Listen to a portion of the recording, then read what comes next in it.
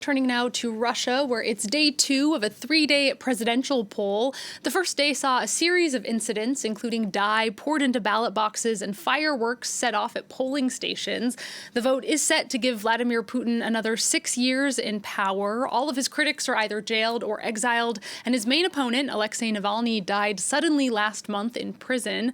Navalny's widow has called on Russians to come to the ballot box at noon on Sunday in protest. For more, I'm joined by our international affairs editor, Philip Turle. Philip, good to see you. Since Putin was first elected in 2000, a long time ago, there have been numerous modifications to Russia's electoral system, all designed to facilitate him staying in power.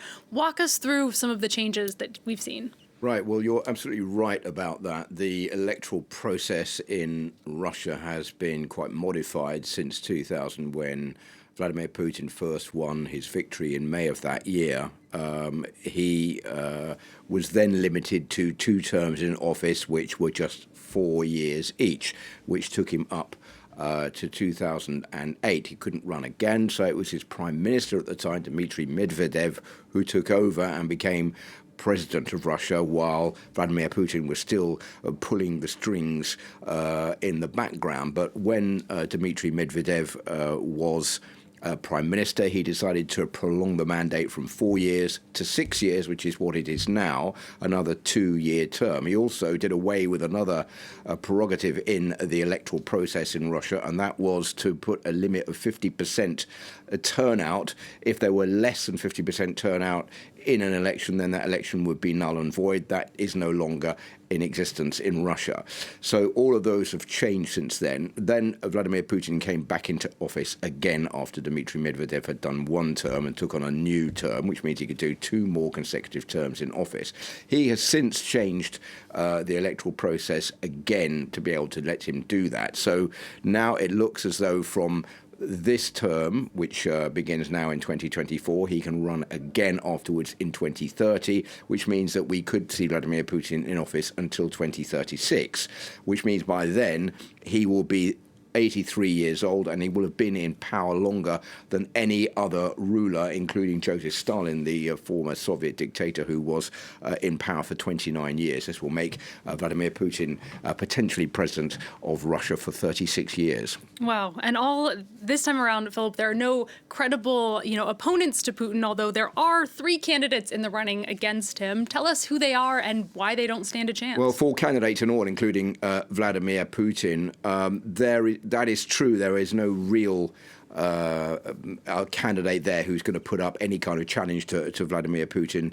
They are all represented in the Russian parliament. They don't have to come up with signatures to be able to become a bona fide candidate. The first one is Leonid Slutsky, who is the head of the Liberal Democratic Party. He's a conservative nationalist. He has been calling for Vladimir Putin to be re-elected, basically. He's also, like the other 2 candidates, said that he's in favor of what they call the special military operation in Ukraine, and really what his role is in this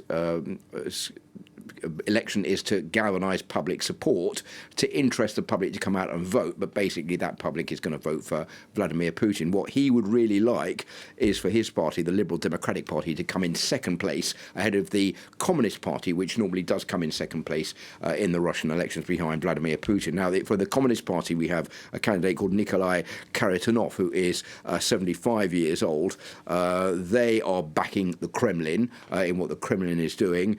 His campaign is called Victory. What he is basically trying to do here is not to become first, but just to also get that second place victory as well ahead of the Liberal Democratic Party. Now, there is a third candidate who also poses no threat to Vladimir Putin at all. His name is Vladislav Davankov. He's from the New People Party. He's only 39 years old, so he's the youngest candidate running for election in Russia. He's the deputy chairman of the lower house of Parliament. He has backed the invasion of Ukraine. When asked whether he wanted peace at any cost, he said no. But what he has done, which is slightly off the cuff as far as Vladimir Putin is concerned, is that he has said that he doesn't want the special military operation to go on indefinitely in Ukraine because he doesn't want it to fall on top of his children afterwards, who will be left with paying the bill for this operation in Ukraine. No foreign observers to speak of. There are some French foreign observers there, but they're mostly conspiracy theorist supporters, or they've been carefully chosen by the Kremlin far right, or those who are in favour of Russia, and therefore will not pose any threat to complaining about the fact these elections are not free and fair.